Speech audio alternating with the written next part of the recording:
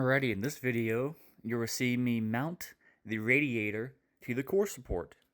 I ordered the piece of 3/4 inch L bracket from Amazon for like 15 bucks.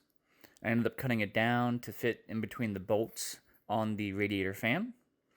I put 3 drill holes in the bottom of my core support that goes through the aluminum, and I just bolted them together.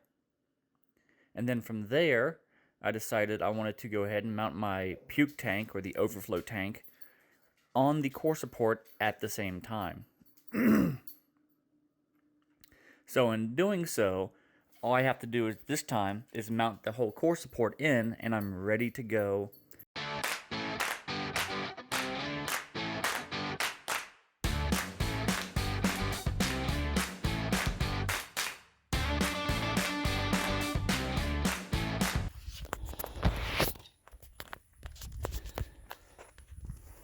And there we go.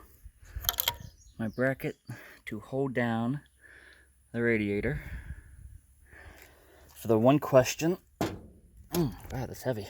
Now,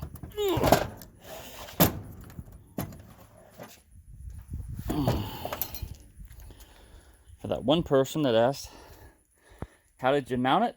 That's how I mounted it. You can see up here, it's lodged behind.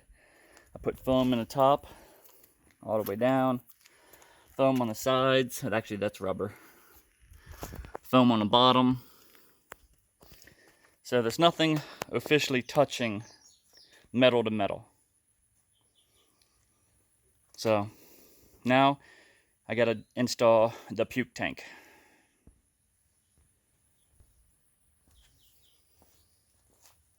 So I'm thinking putting it right here, kind of out of the way. I can still get the things. And I'm thinking that's going to be my best spot. Now I just got to try to mark it up.